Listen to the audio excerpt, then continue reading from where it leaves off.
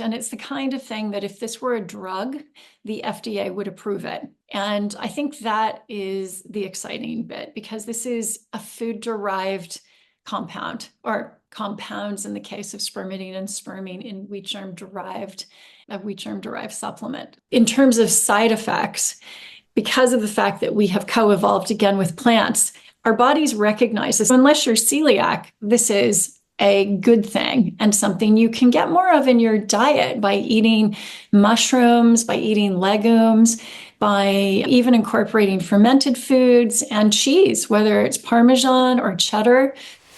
All right. Well, now without further ado, let's meet Leslie Kenny. Welcome. Thank you very much. I think this is like the fourth time you've been on this episode. We've talked so much about spermidine, supplement industry, stress, and now we're going to talk about menopause in particular and how spermidine can help menopause, as well as your favorite other supplements too that help with this transition. We're going to start first with this article that you shared with me, and it's really interesting. It's called "Will Spermidine Help with My Menopause Symptoms?" And you brought in this really great research supporting that. And so I want to cover one of these studies that really was super interesting. And it said that spermidine can help influence some of the key hormones involved in our menopause transitions. Let's talk about how they do that. But first, maybe do a refresher course on spermidine. And if anybody wants to have the deep dive into spermidine, I'll have a link to that episode in the show notes. So what is spermidine? Okay. Spermidine is not spermicide, just for anybody who is listening to this and maybe was at university in the 80s. No, this is not spermicide. This is actually related to sperm, hence the name, but it is also a compound found in breast milk, and it is found in all plants, in particular in the endosperm of plants, in things like wheat germ, in seeds and nuts.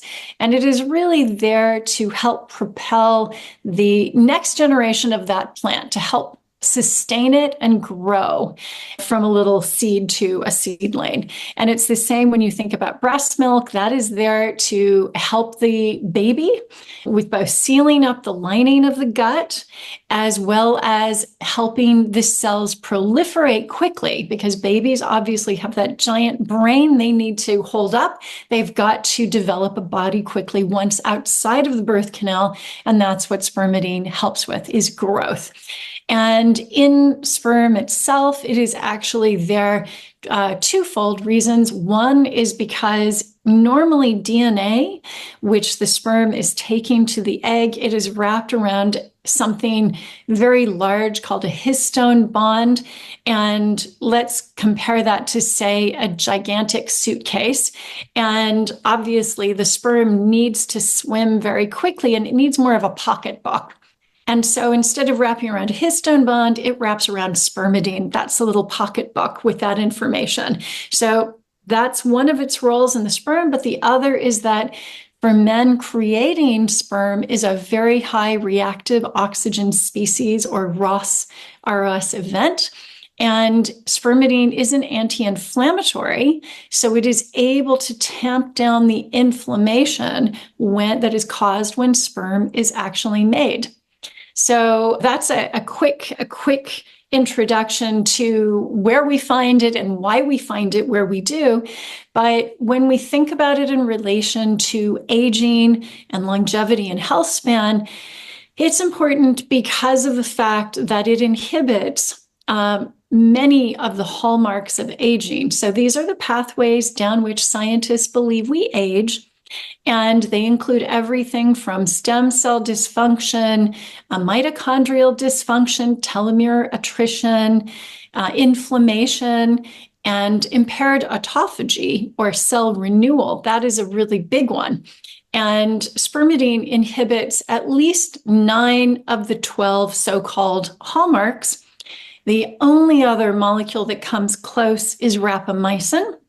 All the other molecules that we consider, that scientists consider drug targets for anti-aging, like lithium, estradiol, NMN, these do not inhibit as many of these hallmarks as spermidine and rapamycin do. But because rapamycin is an immune suppressant, because it requires getting a very precise dosage that is bio-individual to each person, I prefer spermidine because it's food derived. Our cells recognize it. We have co-evolved with spermidine in plants over millennia, and it is not harmful to us in the ways that rapamycin can be. In the wrong dose, rapamycin suppresses the immune system, can lead to open mouth sores, and at the moment, it's actually prescribed for organ transplant patients to suppress their immune system so they do not reject their donated organs.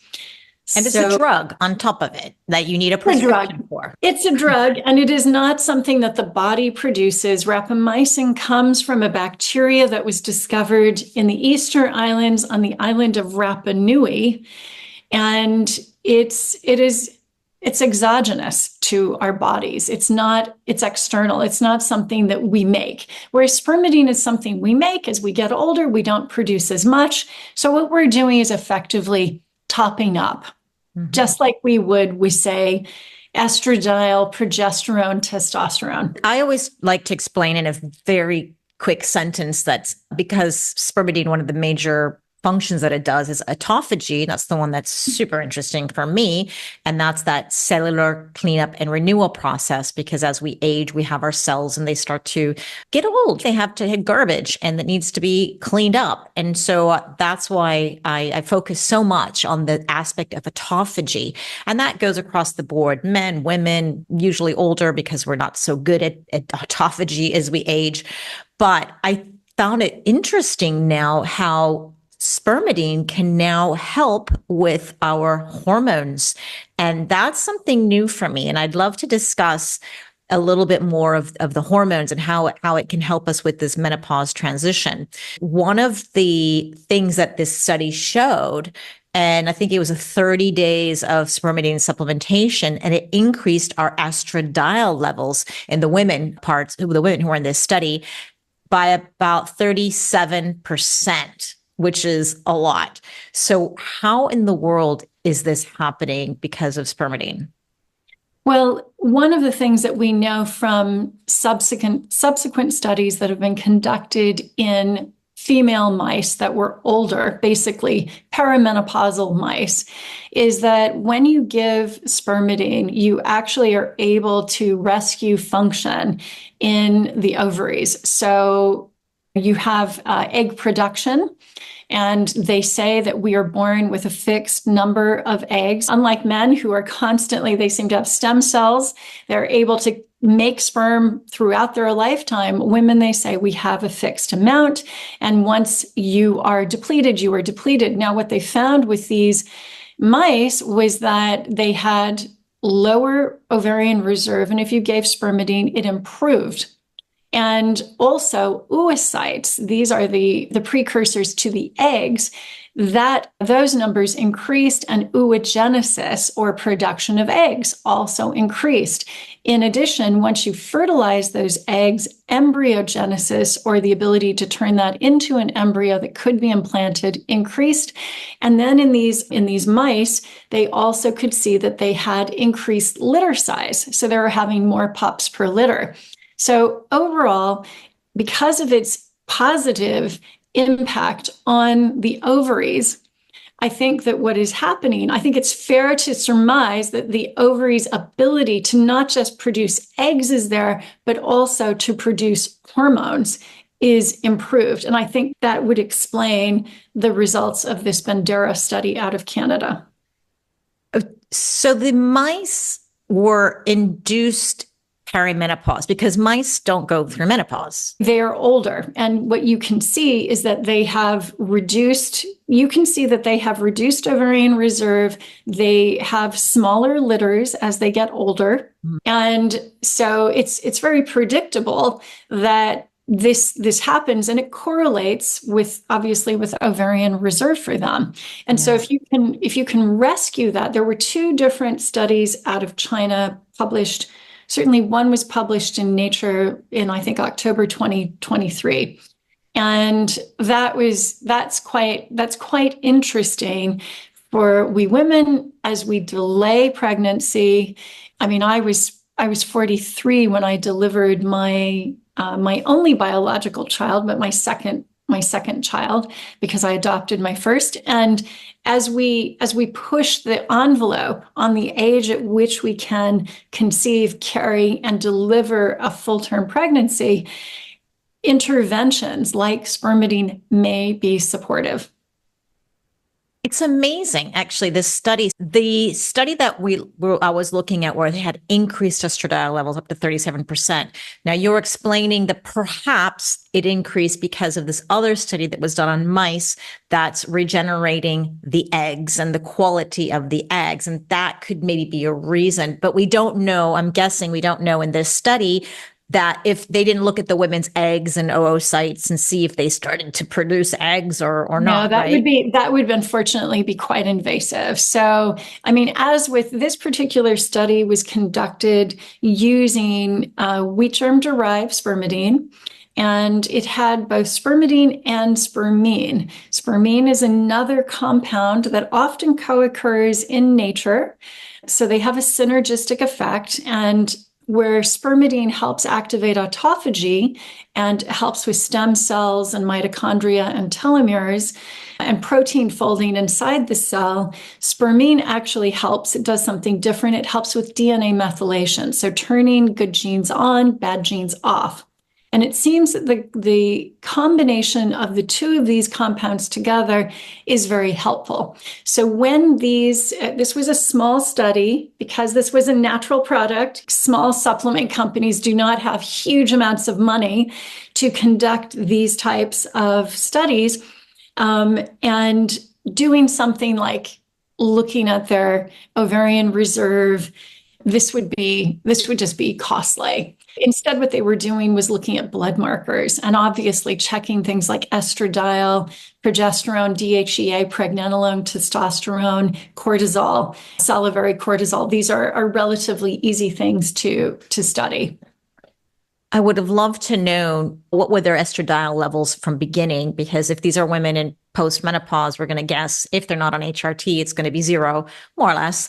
Did it go from 0 to 37 picograms per ml, or did it go from 100 to 137? And we don't really know that, but that would be an interesting thing to find out, because if it's from 0 to 37, you're still like really low. It's okay. It's impressive. But when you're 100 to 137, you may be pushing towards that quote unquote protective part of having enough in your serum levels. I mean, a 37% increase is still significant. And it's the kind of thing that if this were a drug, the FDA would approve it for use.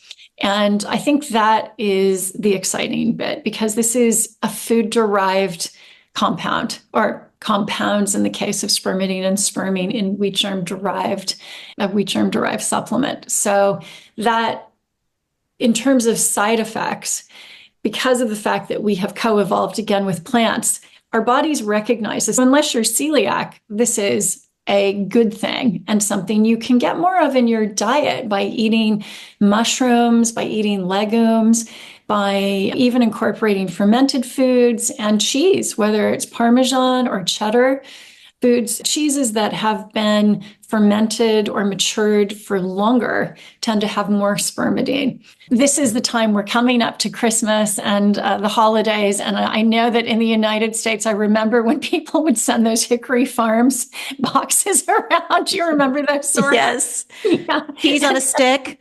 Cheese on a stick. Okay. I don't know how long that's been matured, to be honest. But if it has British cheddar, long matured cheddar, and or Parmesan, you're safe. You can indulge and know that there is something good there besides the protein. So we should be eating the rind. Yeah. So the rind the closer you get to the rind, the more spermidine there is. So if you're making a risotto, make sure you're getting that Parmesan closer to the rind.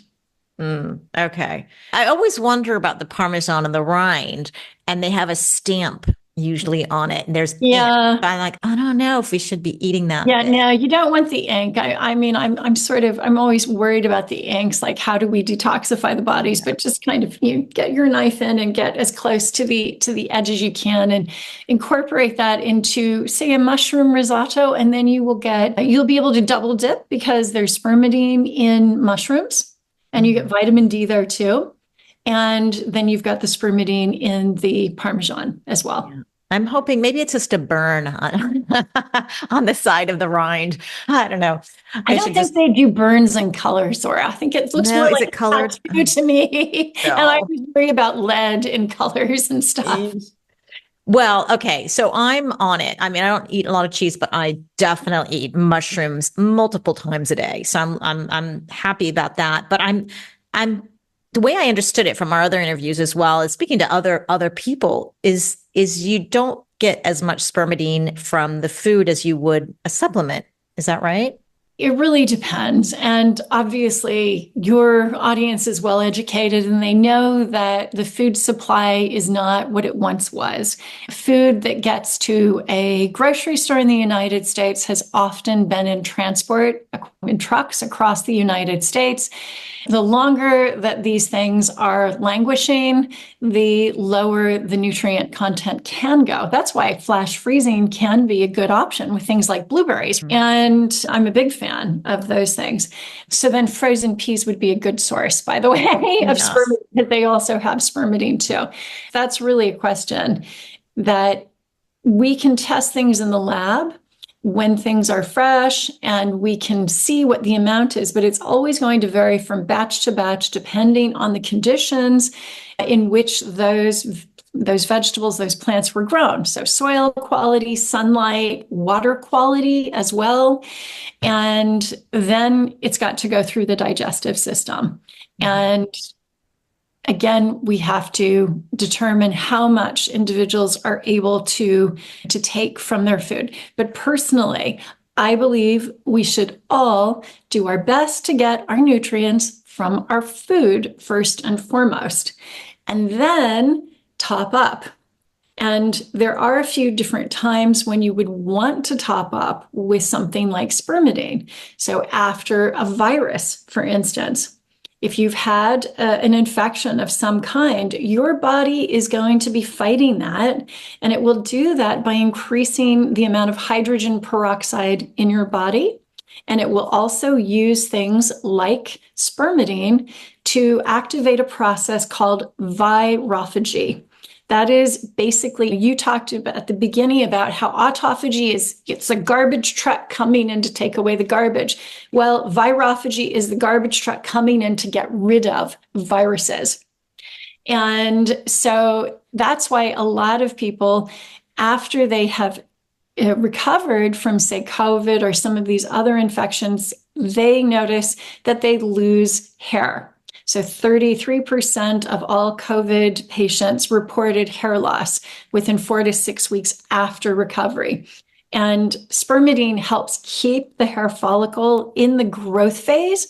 But guess what? If you've got a virus that is threatening your life, your body says, that spermidine that's keeping the hair in place, we don't need it. We need to reallocate it to fighting this virus, and it will take that spermidine and it will give it to the virus fighting campaign.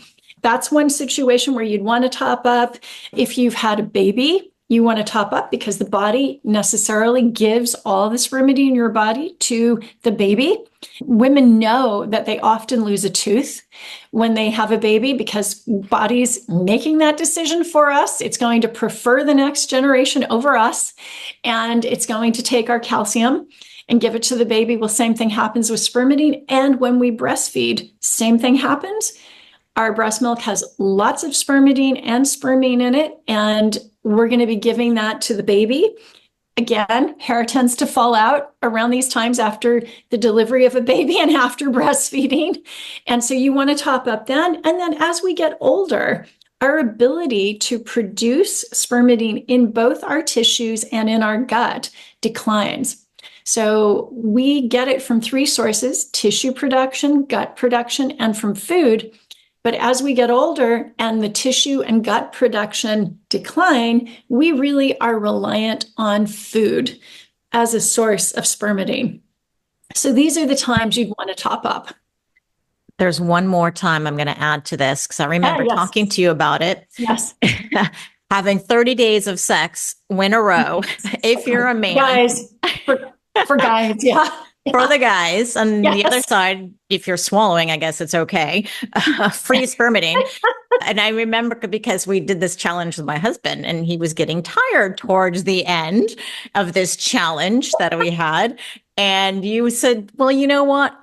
He's 60. I think he was 63 or 62 at the time, and he's older and he's depleting himself of his spermidine all the time. And that's probably a good time to try to top up his reserves. 100%. So I think that men, if you are listening to this, and you may not be, but the women who love you are probably listening, do not over ejaculate as you get older. This is a precious fluid. As I mentioned, it is a high reactive oxygen species event to produce this.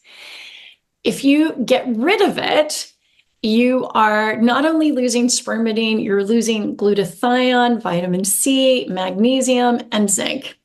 And you want to replete all of those things if you have lost them. Interesting. Yes. So that was one other one I was like, don't forget about that one. So I yes. thought about it because we were talking menopause, but yes. I know. And what was it? Retention, I guess, ejaculation retention was another Seminal retention. Yes. Yes, that's a whole other topic because you are actually a sexologist, and I think we need to do a whole episode on another side to me. Yes, another tool in the toolbox. So back to the spermidine and hormones and menopause. So in the same study, I thought it was really interesting that it showed that the ratio of estrogen to progesterone was improved, and then it could help mitigate some of the effects of estrogen dominance that some women are experiencing, which it makes us feel bad and hot flashes, weight gain, all the other things. It's not that you don't have enough estrogen, it's just you're out of balance. So how is spermidine bringing this back into balance? Well, one of the things is that it increases DHEA and pregnenolone. Both of these are precursors to the reproductive hormones, whether that includes testosterone, estradiol, or progesterone. And I think it is, again, that the reproductive glands are in better shape. They are functioning better because, again, autophagy improves the functioning of the cells. It improves the function of stem cells. It improves the function of mitochondria, the energy factory in each cell. All of these together are part of a holistic, almost rejuvenation of these glands. Now, I would never say that this is not a replacement for HRT. I would never say that, but it is very supportive. And so we do see those increases in those reproductive hormone precursors, pregnenolone and DHEA. Amazing. It would be great to test our levels before taking spermidine or after. I'm wondering, I don't know if I ever asked you this, is there a way we can test our spermidine levels?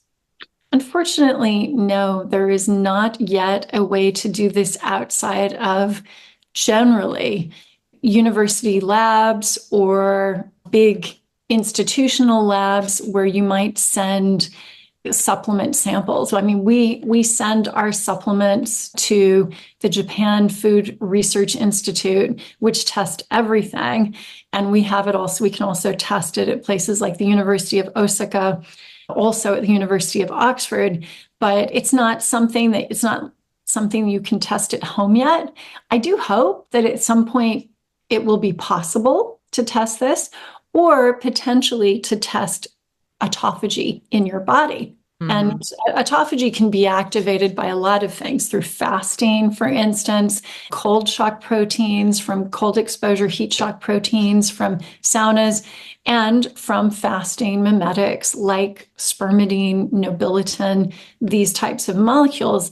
And we can see it in the lab, but I am really hope we can see autophagy activation in the lab, but I really hope that at some point we'll get to see this in an at-home testing kit. Oh, I can't wait. I really would love to see that. So let's move on to some of the other symptoms of menopause that women may have in terms of the gut and the brain. And there's this gut-brain axis. So in this article too, you talked a little bit about that, or whoever wrote the article talked about that. How does spermidine support this gut-brain axis?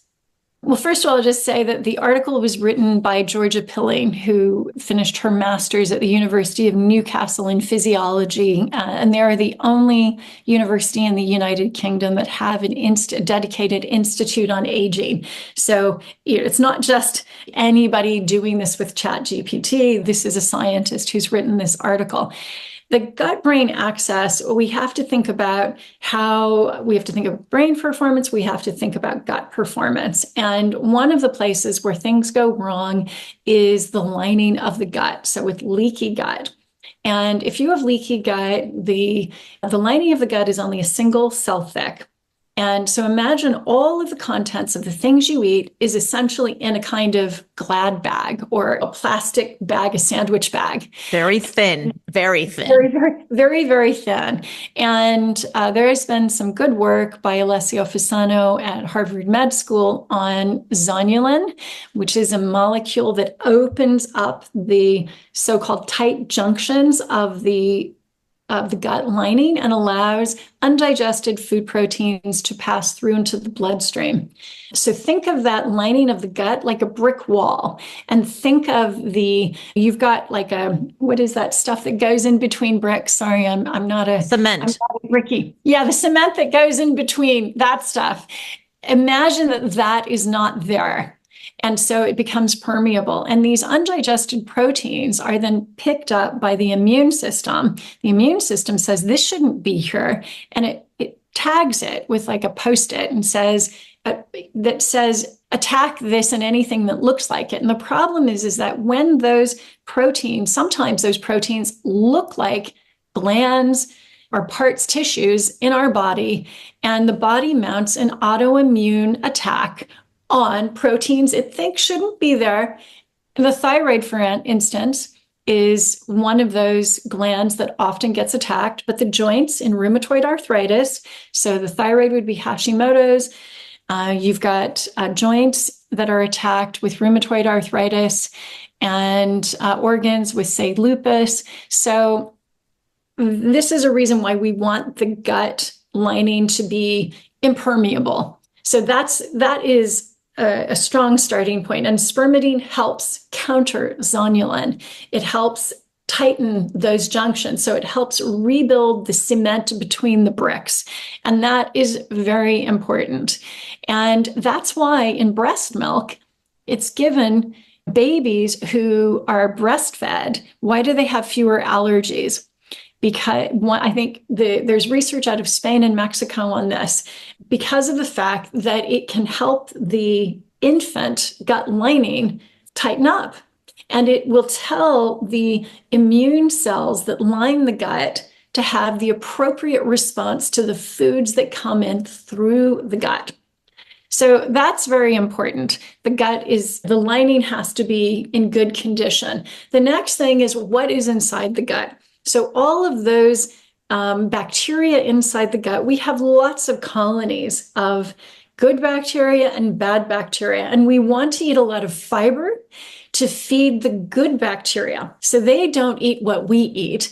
We can't digest fiber. Fiber goes straight into the gut for feeding them. It's interestingly the same with breastfed babies.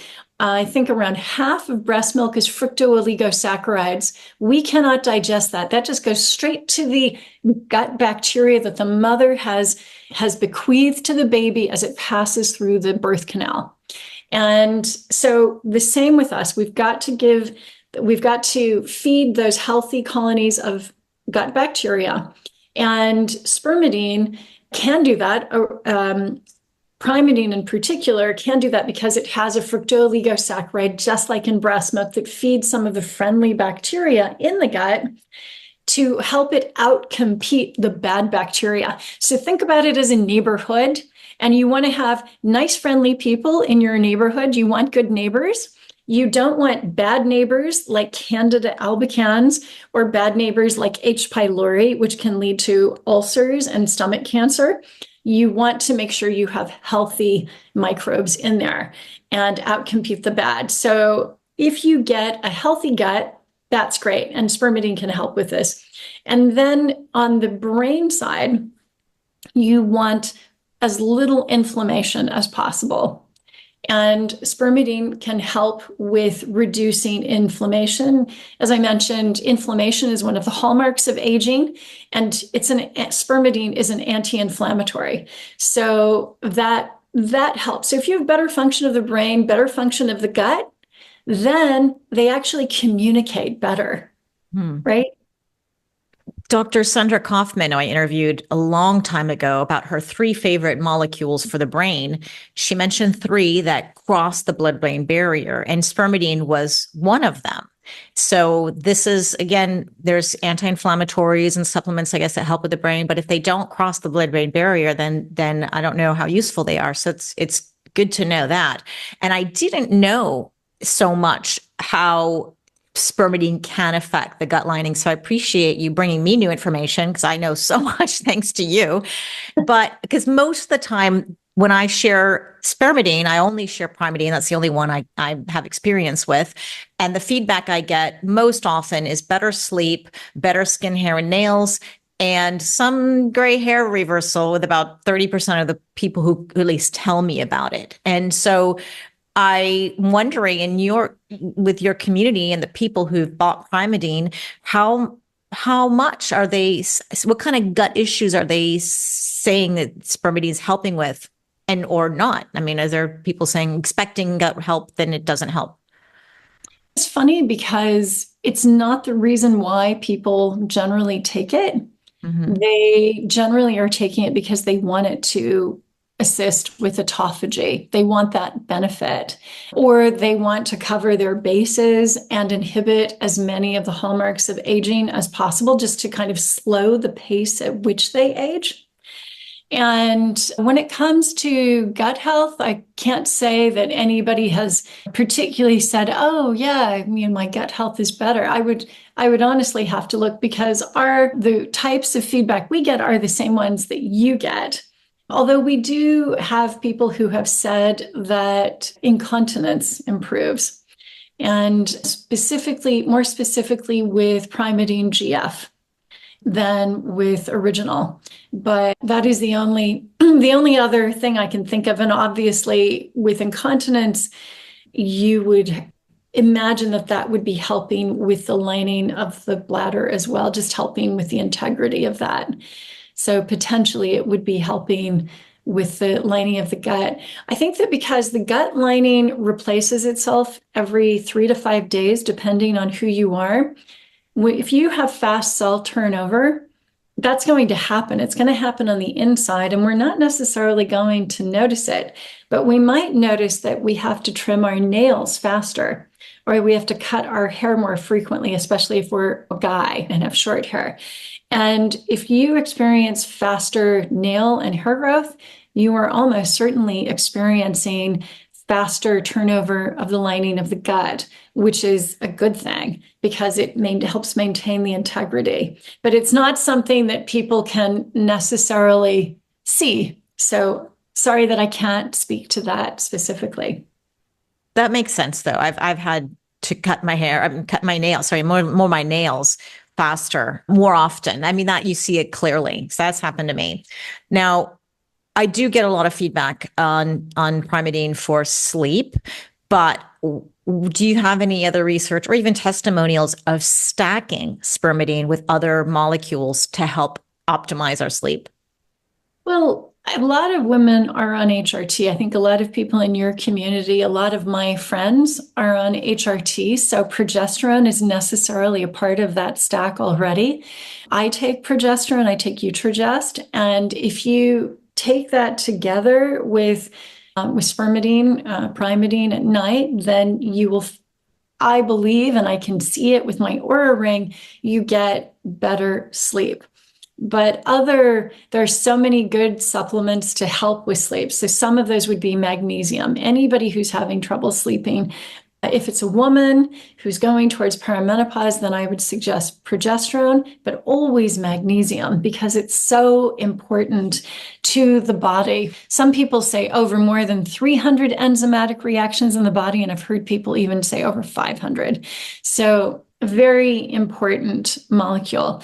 And then you could have things like nobiletin, which is great for sleep. And I've seen that very clearly when I'm time shifting and it's past 2 a.m. So I've missed my deep sleep window, which is generally between 10 p.m. and 2 a.m.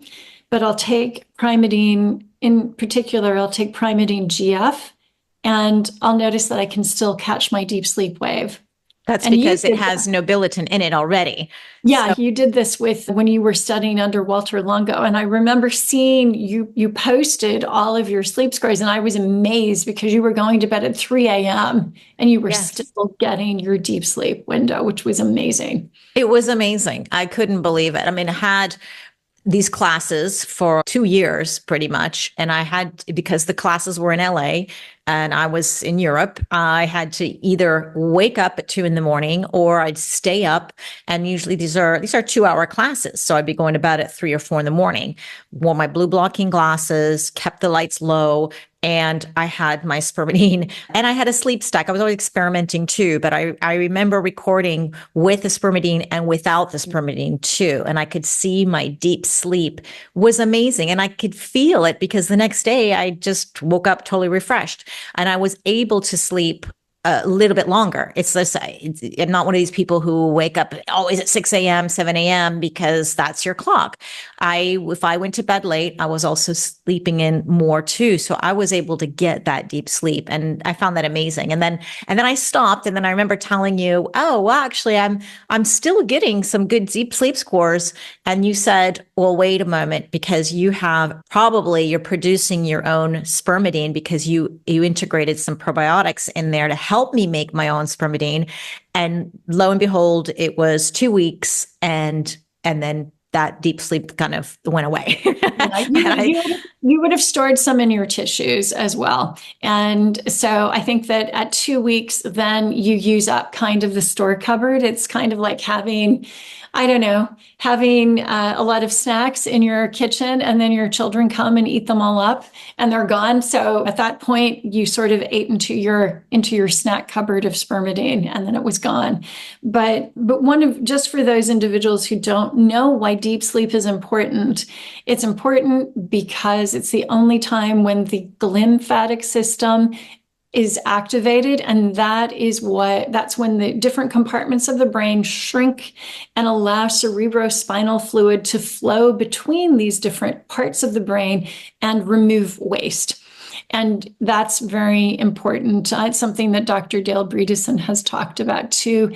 For women who want to prevent Alzheimer's, and we are at twice the risk of men at getting this, you want to make sure you have good deep sleep. Yeah, it's like a shampoo. You clean out your brain while you're sleeping. So you don't want to deprive yourself of this. It's when we build muscle. It's when we repair and rejuvenate. It's one of those things. I know it's hard because sleep is so elusive in menopause. And that's why we got to find our formula, whether it's HRT or spermidine, nobiletin, magnesium, whatever it is, figure it out because you don't want to go too long sleep deprived. A few other things that people could try if you are an anxious person and you have ruminating thoughts, try L-theanine to try and calm you. You could try Passiflora. You can try hops. These are other things that could work, and you might need to take a few of them. But for deep sleep, spermidine and nobiletin are great. Perfect. So let's talk about your top 3 supplements for a woman in the menopause transition. And this could be for any of the menopausal symptoms we have. There are 103, but you can choose a few of the most common ones and let me know what those top 3 are. Okay. Well, if you are not taking HRT and you want assistance with hot flashes, then something like Dong Quai, black cohosh, that would be good. Chaste tree is helpful in improving progesterone levels. Ashwagandha, rhodiola are good adaptogens. Of course, spermidine also has a supportive effect as well. And you might need to try some of those together, try which combinations work best for you. So that's for women who are not on HRT. What about the pycnogenol? We talked about this. This is a thing I've never heard of until recently. You'll have to tell me a bit more about it because pycnogenol, which is French, as I understand it, French maritime pine bark. So really specific, like near the beach, get the bark from these trees. I've taken it before for skin health. I mean, I don't take it right now, but in the past I took it for skin health. So I only know about it in relation to skin health. And I don't know about it in relation to hormone balancing at menopause, but maybe you can tell me about it. Well, I learned about this from an interview with Andrea Donsky, and she's got her own supplement brand and own line. And I think her star product is the pycnogenol. I haven't been able to get it because this is a product only in the US and probably Canada where she's located. But I'm very curious to hear more about it because it's kind of, there were some of the typical supplements that she mentioned actually can have some pretty negative effects if we're overdosing them. It's not like, oh, these are plants, they're safe. And I can't remember exactly which ones, but she found that pycnogenol was a really safe one that was very effective. So I'm going to take a deeper dive. And if anyone's listening now and you have tried it, let me know. Does it work? It doesn't work. But it is for the typical menopause symptoms, including hot flashes, mood swings, and better sleep. So I'm on a mission to get more information on that. I'm curious to know more about that myself. There are many plants that have the ability to help with hot flashes and some of these menopausal symptoms. So the more tools we have in our toolbox, the better. And whether that's pycnogenol or Dong Quai, black cohosh, ashwagandha, rhodiola, or spermidine, it's important for us to try and see what works best with us. So what works for one person might not necessarily work for another. So with regard to women who are on HRT, then my top 3 supplements are, in addition to spermidine, are going to be ones that help detoxify the body of the type of estradiol that can turn into the carcinogenic type that can lead to breast cancer. So these would be calcium D-glucarate, N-acetylcysteine or NAC, and DIM. These 3 are the ones that are very good at detoxifying. And what about sulforaphane? Sulforaphane is great. I like sulforaphane. I get it from a Norwegian source. I think it is really good, and that will help detoxify too. So you can get DIM from sulforaphane. The way I understood it, we have this phase 1 and phase 2 detoxification systems. And there's the phase 1, and I can't remember, I think it was the calcium D-glucarate is best for the phase 1. And then there's the sulforaphane or the DIM for phase 2. Don't quote me on this. I think it was Dr. Carrie Jones that talks a lot about this. And she has this great video on it. I should have written notes to remember, but it's almost like you do need the 2 different ones for the phase 1 and the phase 2. And again, also think about DIM. Yeah, that's why I love to test our metabolites and see which pathways we're going down, because some women are not making enough estrogen, and the DIM can actually bring estrogen down so much that you're not really getting it enough into your system to help mitigate some of these menopausal symptoms. So you don't want you want to have enough, you want them to be in balance, and then you also want to be able to detoxify the ones that are going down the wrong pathway. 100%. I get this question all the time. What supplements do you take? And I'm loath to tell people what I take, because what I take is right for me and my biology. And every person listening has a unique biology, and they need to have their metabolites tested, and they need to understand what they are deficient in or imbalanced in, or even what chronic illnesses they might have, underlying infections that they need to treat, like H. pylori and Candida, which both can disrupt the gut pH such that you can't even absorb any of your supplements. So it's much more complex than just I'll have what she's having. You want to get tested, and you want to find out where you were deficient, where you were maybe overly sufficient, and you need to rebalance, right? Agreed 100% with that comment on DIM and estradiol. So I've got one more question for you. It's a really important one. And before I do, I just want to make sure everybody knows where to find you. You've got the website, oxfordhealthspan.com. You're on Instagram and Facebook, usually always Oxford Healthspan. And if anybody wants to try Spermidine, the only one I take is Perimenopause, and you get 15% off with the code Zora. And I have a link to that in the show notes. And I'll have some in the resources, this great article and some of the research that we talked about. And also you've got the Oxford Longevity Project coming on. You want to mention about that when it's coming out? Yes. So every year we do a conference. So Oxford Healthspan sponsors a conference at the University of Oxford. And my co-founders of the Longevity Project, Sir Muir Gray, Sir Christopher Ball, Professor Dennis Noble, and Dr. Paul Chen and I are hosting one again in June. And we were so lucky to have Zora come last year and lead all of the breath work throughout the day's events, which was terrific. So in between lectures, you're not just, oh, another lecture, I can't do it, but we were doing breath work and we were doing functional movement, which was great. This year, 2025, we will be hosting it on Saturday, the 7th of June. And we have Professor Jeremy Howick, who is an expert on the placebo and the nocebo effect. We have Dr. Olivia Lessler, who is a psychoneuroimmunologist, because our topic this year is on mindset and mental health.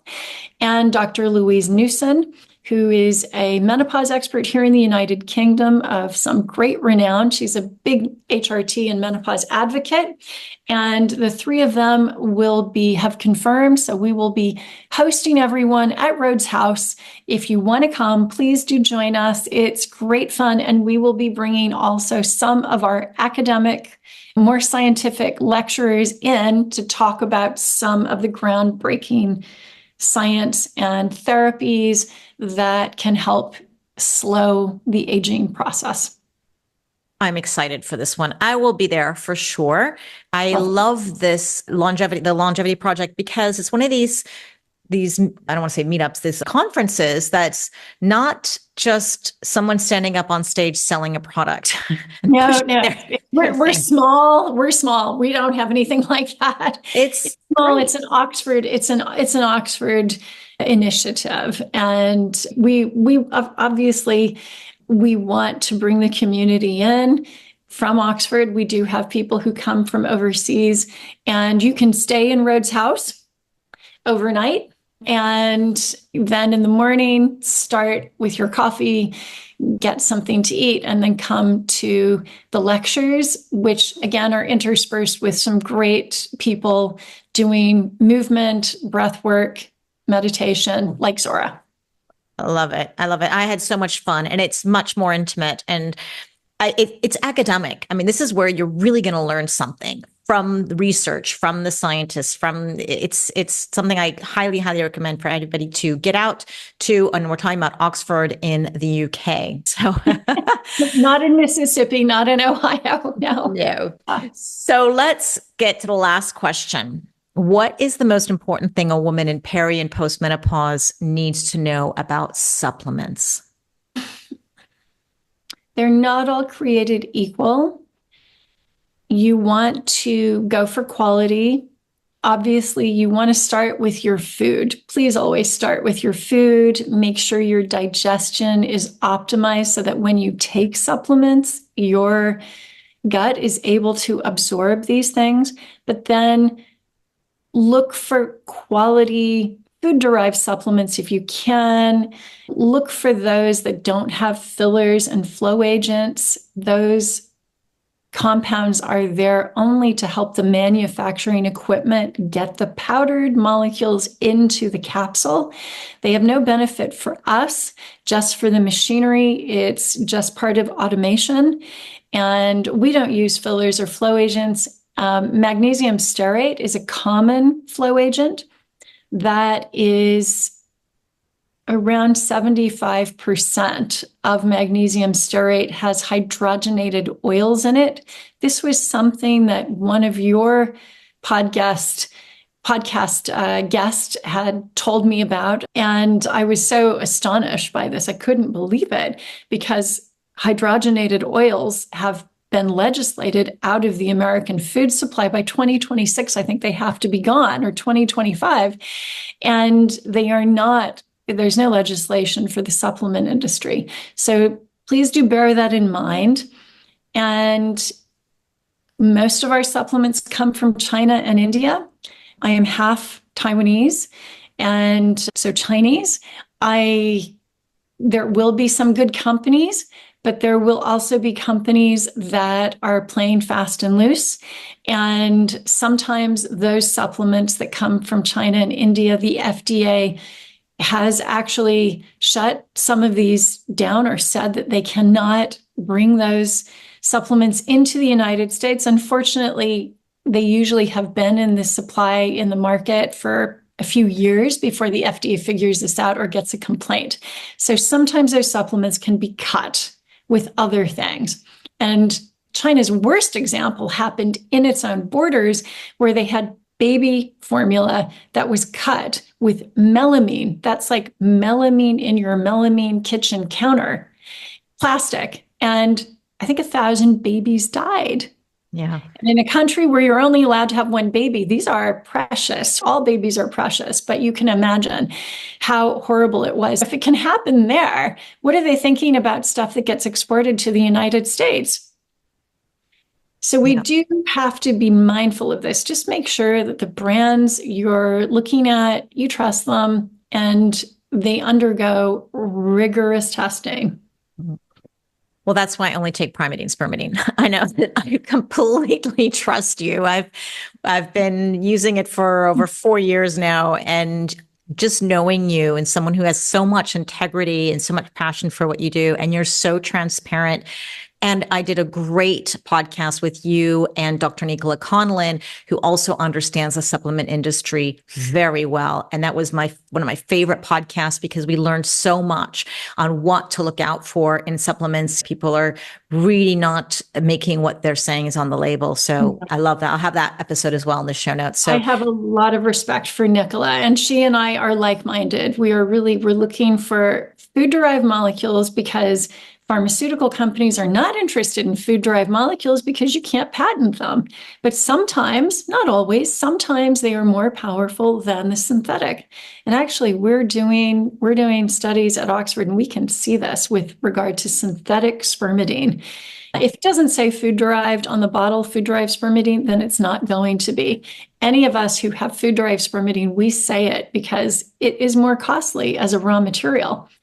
So do look for that. And yeah, the number of contract manufacturers that we have talked to and said, we don't want any flow agents. And they've said, oh, sorry, but we only have automatic machinery, which means no humans have to be on the line. And they've said, we can't take your product. It means that we have to work with more expensive, smaller companies that are still willing to do it the old-fashioned way, which is a more honest way to do it, and not using these flow agents to make it easier to run through high-speed throughput machinery. Wow. All right, guys. I'm so happy you guys came to the very end of this podcast, and I hope you learned something new. Thank you so much, Leslie, for sharing your time. And you always have such great knowledge just about supplements in general and menopause and obviously spermidine. So I hope to have you on again. Thank you. Really loved it and love your community as well.